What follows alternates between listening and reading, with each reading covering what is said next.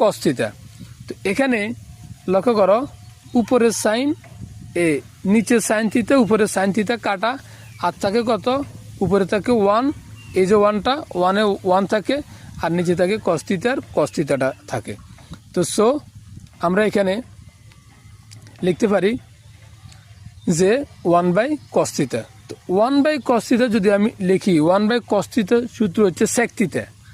কি sec theta? তাহলে আমরা যদি একটু খেয়াল করি, তাহলে sec থিটা এই জায়গায় যদি আমরা একটু খেয়াল করি, sec থিটার মান কি a, তাহলে অতএব sec থিটা যেহেতু আমরা পেয়েছি, sec থিটার মান যেহেতু a, তাহলে এটা আমাদের ডান পক্ষ প্রমাণিত হয়েছে যে এটা a। ঠিক আছে, সুতরাং b × √a² - 1 = a। এখন আমরা চলে যাব অঙ্কের খ অংশে, যেখানে a + c = x হলে প্রমাণ করা যে sin θ = x² - 1 / x² + 1, এই অংশের। তো খ অংশে আমাদের a এবং c এর মান আমরা জানি, a এর মান হচ্ছে sec θ, c এর মান হচ্ছে tan θ। a এবং c এর মান sec θ, tan θ। তো আমরা sec θ এবং tan θ এটা আমরা এখানে খ অংশে এটা লিখে ফেললাম, প্রশ্ন থেকে এটা আমরা নিয়ে আসলাম, a = sec θ, c = tan θ। এবং এখানে আমাদের প্রশ্ন বলছে a + c = x, এটা আমরা লিখলাম, এটাও প্রশ্ন থেকে আমরা আনলাম। তো এর মান হচ্ছে আমরা জানি যে sec θ, এখানে আমরা sec θ লিখলাম, এবং প্লাসের জায়গায় প্লাসটাও লিখলাম, c এর জায়গায় হচ্ছে tan θ। তো c এর জন্য আমরা tan θ লিখলাম, = x তো আমাদের রয়েছে, আমরা সেটা লিখলাম।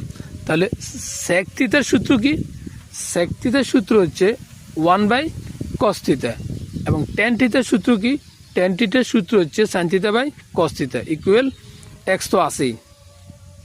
এরপর আমাদের এখানে লক্ষ্য করো, নিচে রয়েছে cos θ এবং পাশের আমাদের মাঝখানে রয়েছে প্লাস, তার মানে আমাদের অঙ্কটা একটা দুইটা ভগ্নাংশকে মাঝখানে যদি প্লাস থাকে, সেটাকে হর দিয়ে ভাগ লব দিয়ে গুণনের প্রক্রিয়া করতে হয়, আমরা জানি, এটা গণিতের টার্মস। এখন সেই জন্য আমাদের এখানে লসাগু দরকার হবে। তাহলে cos θ হরের cos θ এবং cos θ, এই যে দুইটা আমাদের cos θ আছে, এই cos θ থেকে একটা কমন আসবে, এখানে নিচে আমরা একটা কমন নেব।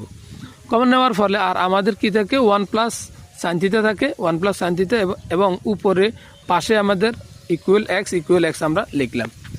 এখন খেয়াল করো, এখানে আমরা কাজ করার জন্য, এটাকে কাজকে সামনে নেওয়ার জন্য এই জায়গায় আমরা স্কোয়ারও দিলাম, বর্গমূলও দিলাম। বাম পক্ষে আমরা বাম পক্ষে স্কোয়ারও দিচ্ছি, বর্গমূলও দিচ্ছি, যাতে স্কোয়ার এবং বর্গমূলে কাটা গিয়ে আমরা কাজটা করতে পারি এবং সামনে আগাতে পারি।